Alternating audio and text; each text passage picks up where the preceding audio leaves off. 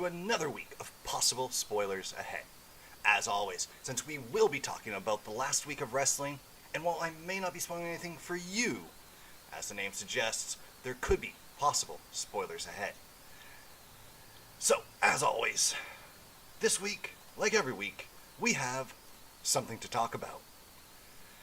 This week we had a few things we could talk about, but we put it to you, the community, in the Inner Circle group, exclusive to those who like and follow the Facebook page. We had a poll giving you 4 topics to pick from, and you all voted, and the winner was what we have now come to call the zombie incident. Yes, you voted, and we are giving you the zombie incident and what we have to say about it from this past last week's Sunday pay-per-view, WrestleMania Backlash. We won't even get into how bad that name was. The pay-per-view, so 1 week ago we witnessed what most, how do I say it? I'm trying to be as polite as possible. We witnessed one of the most god-awful things I have ever seen. And by the looks of everyone else online, I wasn't alone in this thinking. I know a lot of you are going to call me out right away about how I ask we be positive, and I say we can be critical of things in hopes to improve the product we enjoy. So, I am going to get negative, but it's going to be in a critical way, not in just a bashing way. So, WrestleMania Backlash itself wasn't a terrible show. It wasn't. I watched it and enjoyed it, and I think I could have enjoyed the Lumberjack Zombies if WWE had done one thing, and that one thing is using acting as the most important thing for an actor to do, and that is commit. Commit to what you're doing. When I say critical negativity can be good, I mean it. But it requires one to point out what exactly was wrong with it from an unbiased point of view. So here goes. The zombie angle didn't commit one way or the other, and just tried to be both kayfabe and a fun promotional segment. It failed because it didn't commit to one and did both. So I'm going to let you know how you could do both in almost a fantasy booking way. Okay? So if they were to commit to comedy, the fun promotional match, they could have tied it into the movie perfectly. Just commit to it so as not to insult the intelligence of every adult viewer that was watching. It wouldn't have been hard to adapt what they gave us and send it to the full comedy spectrum. The first would have been to not have all 3 wrestlers acting like these zombies could legit hurt or kill them. If The Miz and Damian Priest acted like they were a joke, but Morrison acted like they were real, you still get that goofy character having fun taking on a horde of zombies while not having the match be second fiddle to a movie promotion. Next, just get the announcers to act like it is a joke. Don't play it up as a real thing. Corey Graves was talking like he was legit scared for himself and the wrestlers, but in no way felt like it was a good idea to hightail it out of the arena. When viewers laugh at something announcers treat as being serious, it just makes it come off as a bigger joke while hurting the credibility of your commentators. So if they had done that, I think it would have been fine, because then we could have just been like, oh, it's just a comedy bit. Great.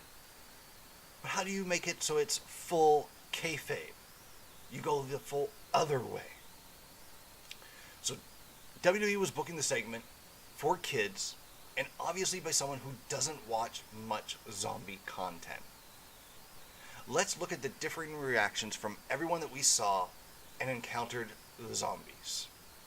Priest and Miz at one point had to put their differences aside in their wrestling match against each other to fight off the zombies. But why were the zombies only going after them and Morrison?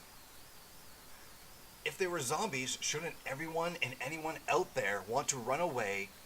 And shouldn't the zombies want anyone and everyone they can get their hands on? So they needed to commit, and if they had just had everyone run away, like cameraman putting their cameras down on the ground to run away and try to do only hard camera shots for the whole match. Have all ring personnel try to run away, and even having one or two even fall to the zombies to push the urgency of the situation. Just this little bit could it have taken this segment from just all over the place to telling a story that would have allowed writing all three wrestlers out for a little bit, or just Miz and Morrison out for a little bit. Then, in the end, if you wanted to deal with it, have a SWAT team come out and take out the zombies, and clear the arena for the next match.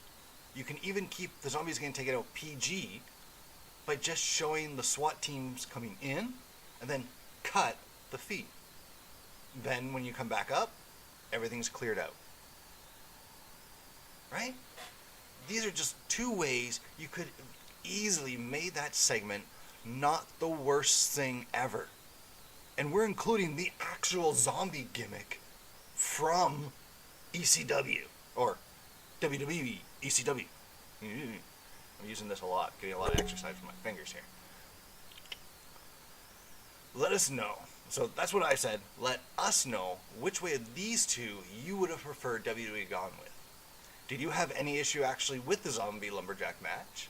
And how would you have integrated the movie promotion with that match yourself?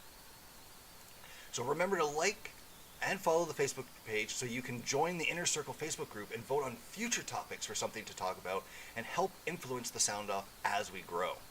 And don't forget to like the video if you're watching on YouTube or Facebook, follow us if you're watching on Twitch or Facebook, and subscribe if you're watching on YouTube. So we'd like to hear your thoughts on this week's topics, so give us a comment letting us know your thoughts. If you enjoyed hearing my thoughts, we'd really appreciate it. If you do, like we said, just give it a like, it really helps. You can share it out as well. Again, really helps us out. With that, we are going to move on to our sound on, sound off. Alright, so let's just get rid of that. That's just getting annoying. And with sound on, sound off, we are going to start with this week, WrestleMania Backlash. So it was a huge knee to the face by Sheamus to Ricochet, got a pinfall victory. If Sheamus was going to get the win, why not put the title on the line? It just makes no sense. Give the man a title shot. It's an open challenge. And then, if he had lost, you could have easily... There's other heel ways you could have dealt with this bit, but I'm like, I don't know how it helps Ricochet to play with the man's hat and coat after getting a loss in a non-title match. I don't get it. Wouldn't it have been a Charlotte Flair match if she didn't do the moonsault off the top to the outside to Rhea and Asuka? The biggest oversell of the night went to Corey Graves putting over the superplex onto Charlotte. It was a nice callback with Ziggler sending Dom into the ring post as Ray did to Rude and Dolph earlier in the match. I do like that Corey Graves at least mentioned the ECW zombie in a joke about what was going on during that zombie match. Or the zombie incident, as we are now calling it. Bianca Belair's outfit is very shiny. I think the people on the International Space Station could see it during her entrance. And yes, I know I use that joke all the time. How fake did that Drew chant sound during the entrance for McIntyre? Really like how Michael Cole and Pat McAfee put over the moment for Cesaro as he was coming to the ring for the main event. Roman sells the double stomp from Cesaro like he was Orange Cassidy on the previous week's Dynamite. Booyah. So, with that, we'll move on to our sound off comments for Power. I still don't understand how Aldis thinks Adonis can be in the Battle Royal when he is the national champion and champions are not allowed to compete. Is the national champion allowed to compete for some reason? Why is it exempt? Someone please explain that to us. How interesting to see how good they made Cross look in his TV title match, as we all expected Pope to come out with the title in the end. Stevens and Rosser are starting it off and making us think back to if these two feuded or faced off regular in WWE. If you can remember these two wrestling in WWE, let me know. How can they keep advertising big matches and changing it every week? I get the card is subject to change and all, but you can't do it every week. I can't be the only one who wants to see Perro and Odinson get the win and get the tag titles, right?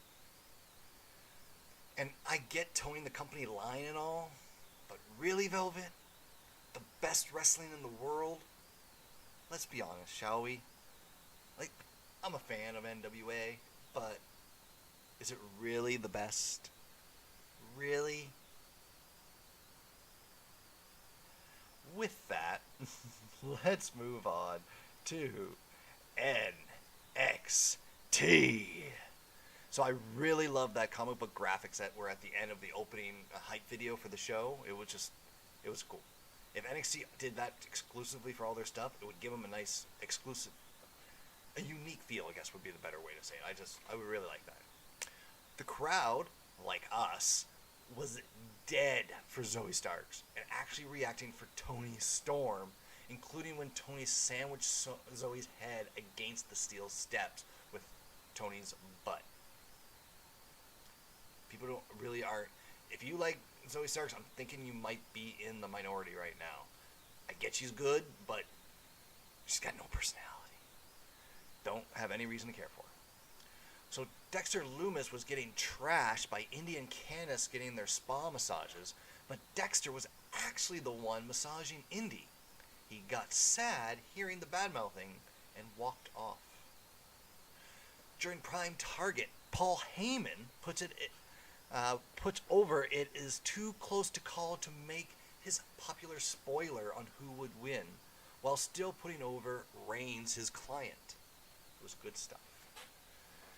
DiBiase's music hits and he comes out causing a distraction as predicted, allowing Atlas to get the pinfall victory over Cameron Grimes. Alexander Wolf didn't want to use the chair, but when he actually goes to finally use it, he gets hit by Dane and Dane picks up the pinfall victory. I was wondering why some of the rules were not being enforced in a match, but then I saw who the referee was for the match. The dude only likes to follow certain rules. FYI, that dude is the guy that has now been fired. Yeah, that guy. We'll call him Q referee. Referee Q. Alright, where was it? Okay. So, Ciampa going full speed, destroying both members of Phantasma in different corners of the ring. The dude has been working on his cardio. Fast. That means he was fast. Another video package to promote the Diamond Mine with no real indication of what or who it is. If it is not Simon Diamond, I am going to be disappointed. Just kidding. Surprised to see them have Nice and Davari square off against heels, since they're cocky heels themselves. But I was more surprised that they were actually on NXT and not just 205 Live, but we'll get into that another day. Love that Johnny Gargano darts for the door immediately after the bell rings. It fit his character perfectly. And with that said, we will move on to AEW Dynamite. Was Matt Sydal paying an homage to Sabu with the point during his intro? Nice call to his brother with Christian hitting the spear but not able to get the pinfall with it. Seeing them show people singing Wild Thing will always make me think back to Major League. And if you have not watched Major League, you're either really young or just, it doesn't matter. Go watch it. Kingston has to be the definition of a good friend if he is willing to bite a dude for speaking ill about his friend's wife. Like, that's a good friend. That's a dude that'll help you move. And if he doesn't, you're still a good friend, buddy. Why would you take your opponent to their corner to hit a move, especially when you are already closer to your own corner? I just don't get it. I don't get it. Ethan Page says he is there to take everything away from Darby Allin. Ethan says he will be, wait for it, the nail in Darby's coffin.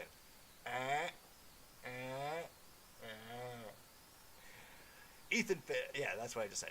So Spears lost it on the waiter during their segment as the waiter gave Dax and MJF wine before him, but Tully is able to calm him down. We need more of that Psycho Spears. That's the Spears we need. I'm just saying. You get that, he's over. I'm just saying. So in the post-match, Shida gets attacked by Britt, ending with a curb stomp to Shida onto the Women's Championship. Great way for that segment to end. And then we got Friday's Dynamite to see what happens, and the follow-up to see who might come out as the winner. If Shida stands tall, classic wrestling booking tells us, Britt will win. At Double or Nothing. So Omega tries to tell Cassidy that a one-winged angel will hurt more than that power bomb, and gives him a second contract before him and Dawn leave. It was a really smart segment to give AEW an out if Cassidy isn't able to compete in the match at Double or Nothing, which I'm pretty sure he will be, but always great to have a backup plan, and they created one right there. So it was great to see the NWA Women's Champion back after being unable to defend the title for 3 months. What is it with NWA titles not having to be defended? Strip them of the belt if they get hurt and can't defend it within a month. That's my opinion. I know kayfabe, 30 days, whatever. Doesn't matter. It's terrible for the belt. The NWA Women's Championship was doing great until that 3 months. I'm just saying. So Serena D was either really good at selling or was legit shaky on her legs during the end of that match. So is Miro born again now? What is with the Jesus talk all of a sudden? Miro's saying that if you have what he wants, it's over, and it will be his. So I pointed out to a few people, and people realize I might be catching on to something, but isn't Julia Hart just a ripoff of Alexa Bliss's NXT valet role? Also, Moxley and Kingston, they put both Bucks to sleep with a rear naked choke. Kingston then steals the shoes off the Bucks, with Moxley joining in. That was a hilarious, fun way to end that show.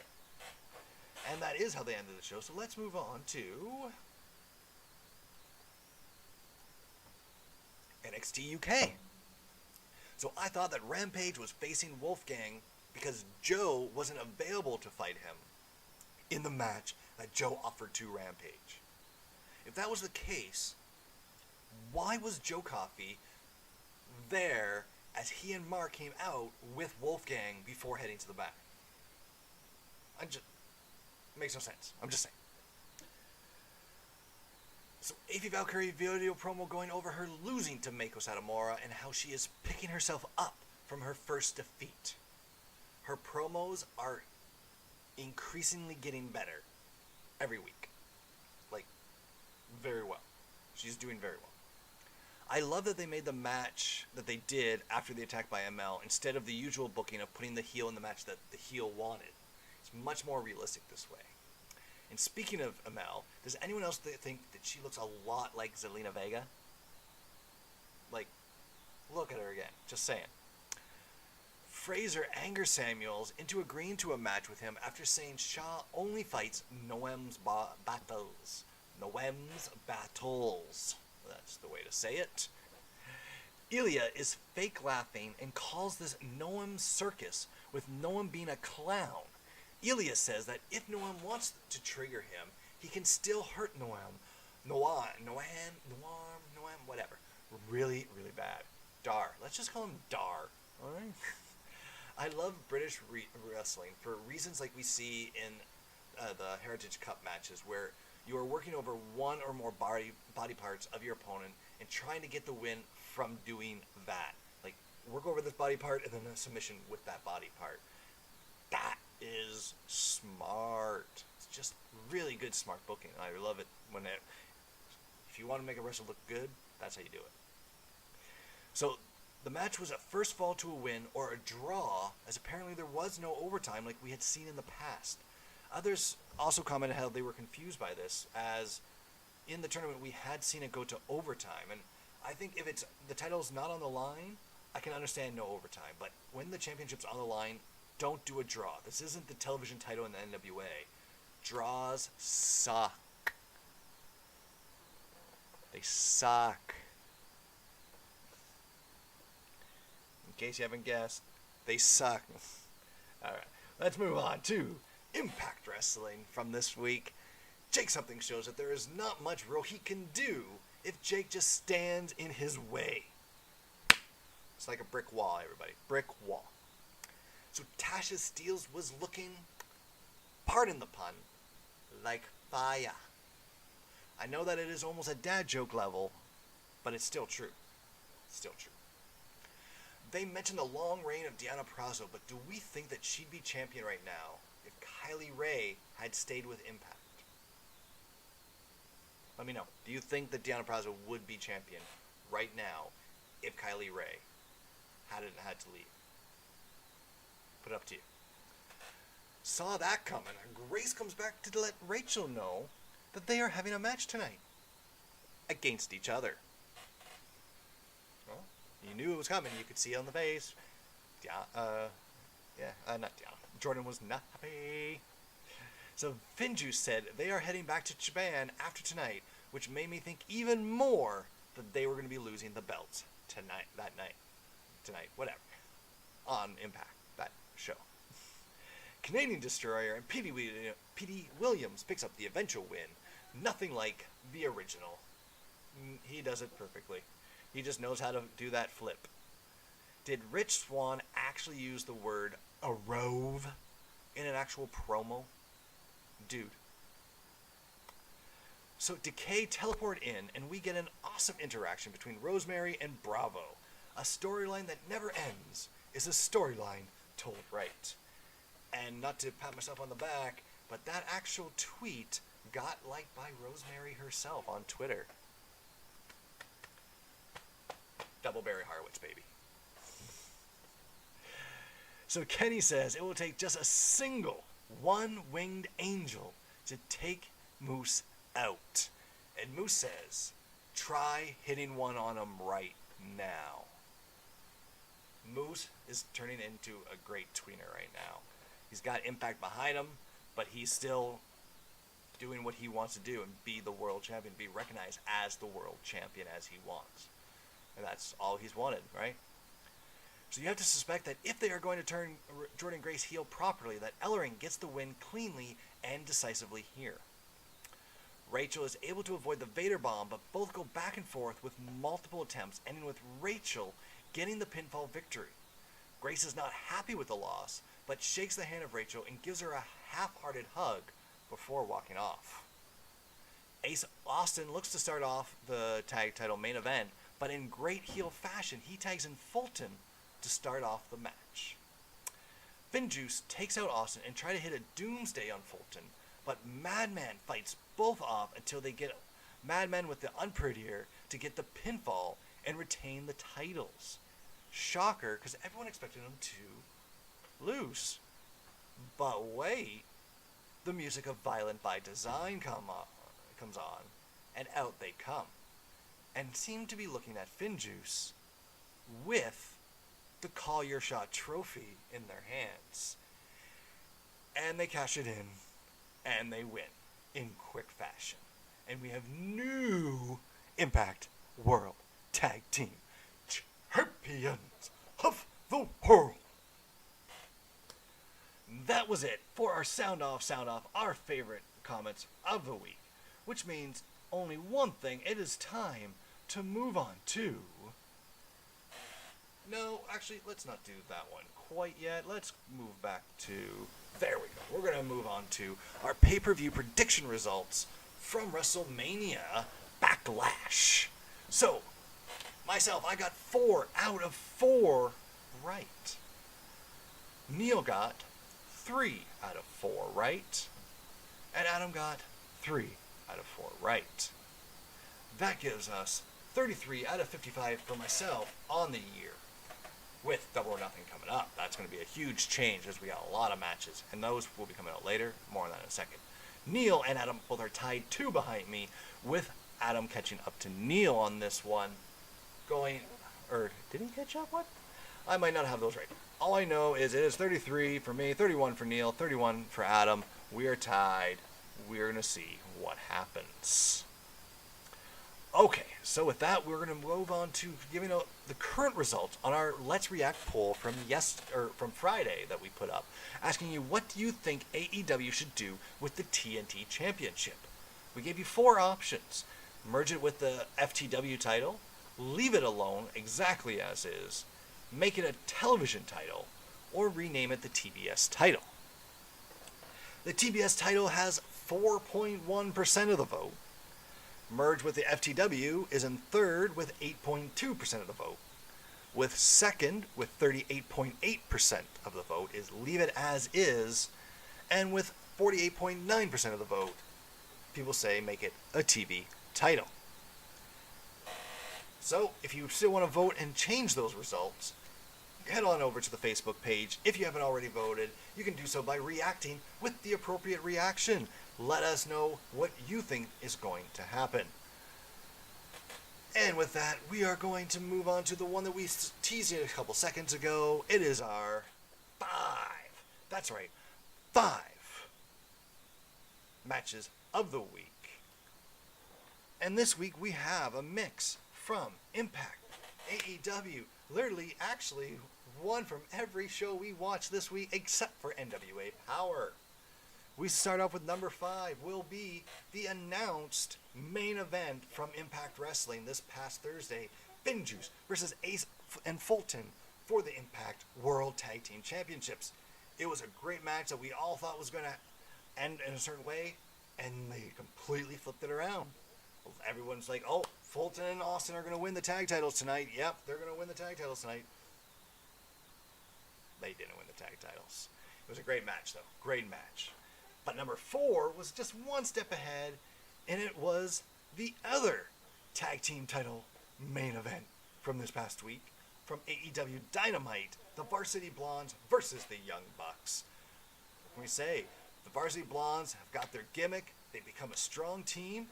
They pulled off a great main event match with the Young Bucks. We didn't expect them to win, but they made us doubt that thought for a couple times in that match. And I just want to say, it was a fun main event that ended with a great post-match that built up an angle. Something that AEW is really good at is giving us this one match that we won that doesn't really have a story implication, but then tie in the story implication to it. That was a great example. Number 3, Roman Reigns and Cesaro from WrestleMania Backlash. Another main event from this week. I'm just going to be a spoiler. They're all main events from this week. They're all the main event matches. So, Cesaro Roman Reigns was a great match. They really told a good story in that. Roman Reigns, I haven't seen him do a bad pay-per-view match yet, to be honest with you. I don't watch SmackDown, so I don't watch his matches there, so I can't say that he's had bad or good matches on there. But I just know that I have not seen him do a bad match at all. And I know Neil's going to be surprised to hear me giving Roman such great praise, but fact's fact. I haven't seen a bad match that he's done on pay-per-view yet since the heel turn. Just saying. With that, two. This one is NXT's main event, the Steel Cage match for the NXT North American title, or as I like to call it, the NXTNA title. Johnny Gargano versus Bronson Reed. That's right. Johnny Gargano versus Bronson Reed. They put on a great steel cage match. You knew Theory was going to try to get involved as much as he could. I was surprised that we didn't see Loomis, so obviously Loomis is doing a different story part. Great. It was a great part that they didn't need to. I think we all expected Reed was going to get that, especially with the promo he did earlier in the match, but they still made us doubt it a couple of times in the match, which is always good. It's great when it's pretty much telegraphed who's going to win, but they still can put a little bit of seeds of doubt in your brain there a couple times.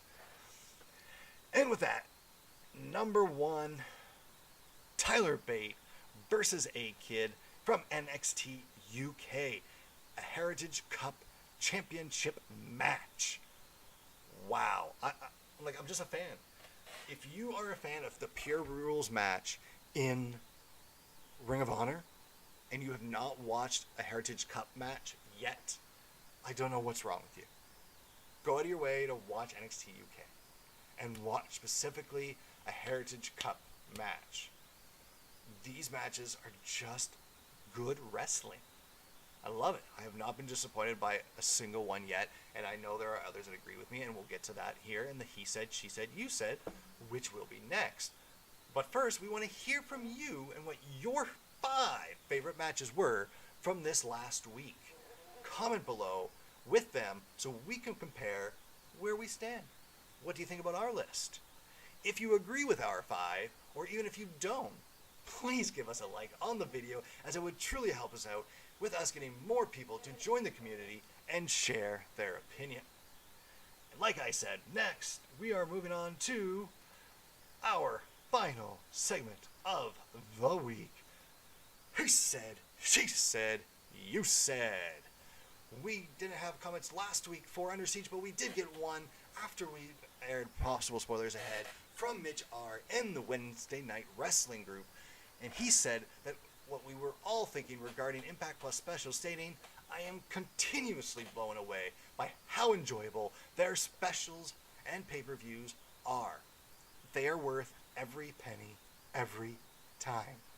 Impact Plus delivers 100%. I actually have a yearly subscription. One, because it's an even better deal, but because I know $71 for everything but their 4 pay-per-views a year that's just an amazing deal. 12 specials a year for $71. Tell me back in 2005 that I could watch 12 Impact specials or pay-per-views back then for $71. And I'd be like, here you go. Like, it wouldn't even be a second thought. So then we'll move on to WrestleMania Backlash, with Sound Off regular Adam B weighed in on the pay-per-view by saying, I'm annoyed. They suckered me in as a longtime Cesaro fan into thinking he was going to win that match. I didn't. It was another classic Reigns match, and Roman has been tremendous since aligning with Heyman, but I really wanted Cesaro to get the win. Okay. The ending with Rollins was trash. Thought for a second he was turning face, so did we, and leaving his terrible Messiah character, but no. The rest of the card was meh at best, also predictable. The zombie match was an absolute disaster, like WTF. They bitch about blood and guts, setting the industry back 30 years, and then zombies has lumberjacks. Awfuls.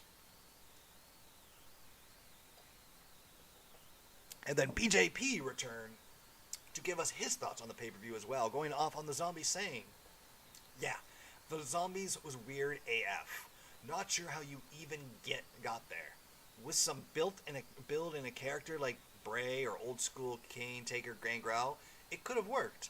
But no build for it makes 0 sense. We already went over that. We agree. I loved Roman Cesaro. I agree. Roman needs to be built as the destroyer heel, not the cowardly heel. For a month plus, the biggest badass heel on SmackDown was Otis, not Roman. Now, after a few clean wins, you can't say that, which is a good thing in my opinion. The Tribal Chief should be following the Triple H burial tour of the early 2000s model, because he is that good. And that is a genius move, too, just for those who want to hear. I talked about why Triple H burying people could be a genius move, whether you like it or not. Genius move, because it gets him over. Just saying. Just saying.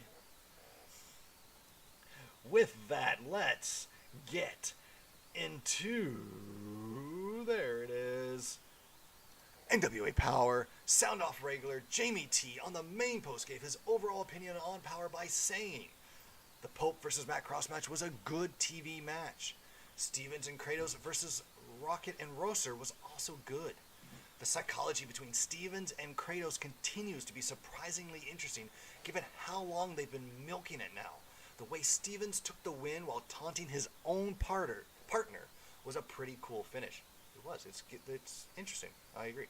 Thunder Rosa's submission win over Genocide was fine, but building Rosa up for her rematch with Camille. The End versus War Kings match was actually a good tag team Haas match. 4 big guys smashing each other around. Good action. The finish, like we said, was screwy, but if it creates an angle for the End to come in as the next number 1 contenders after the tag title match on the basis of claiming they were screwed by a bad ref call, that could be okay. For proper matches, this was the superpower we were promised and denied the previous week. So I want to just touch on what he said since I didn't touch it earlier about the finish. It was another screwball finish with them, with NWA.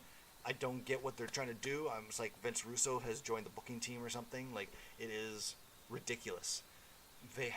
It was clear that Odinson's shoulder was up before the 3 count was even close. So they acted like it was no big deal, and then Odinson, no, okay, yeah, handshake. It was just terrible. It was terrible. And now we get your comments for NXT.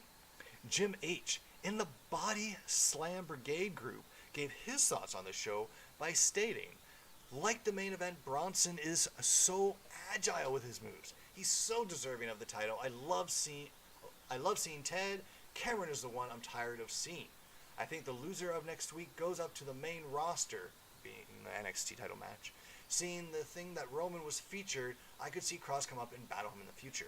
The only reason I disagree with that is I can't see Cross losing the belt in his first title defense, or second title, whatever, this quickly, and then just go up and face Roman Reigns on the main roster. I just can't see how someone could book that and make sense. I don't know. That's just me. You guys let me know. And that was what we had. That was the best comment we got for NXT this week. So we're going to move on to our final comments of the week from another Sound Off regular. For AEW Dynamite, we have Porfirio C. from the AEW Alternate Elite Wrestling Group returned to give us his thoughts on this week's show, saying, was an average show. Considering the Bucks versus the Varsity Blondes was better than expected, Deeb did a hell of a job in a vicious submission style for the women's division. It was a good point. Yeah, good point. And I just realized I forgot. We have NXT UK still, because we have some comments from, where's our NXT UK graphic? Let's get that up there. What am I doing? I'm getting ahead of myself here. There we go. Kevin Dunn. What's wrong with you? You're fired. Alright.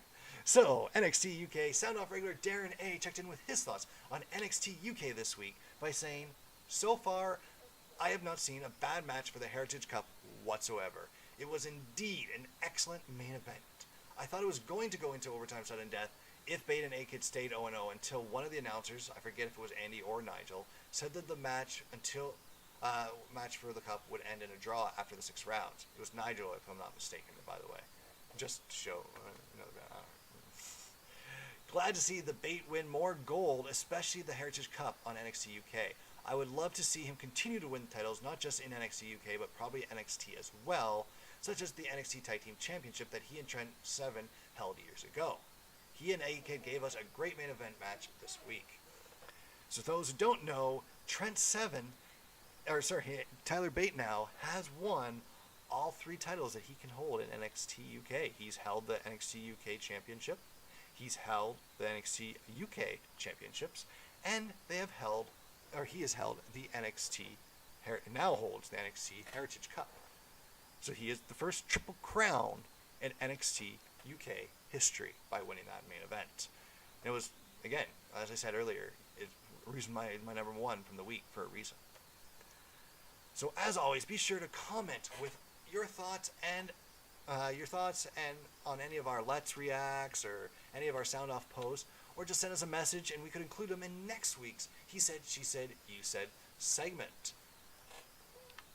With that said, we're done for another week. We appreciate everyone joining us this week. We appreciate you joining us every week. Keep those comments coming. Keep the community growing. Share, like, whatever you can do. It's much appreciated. And until next time.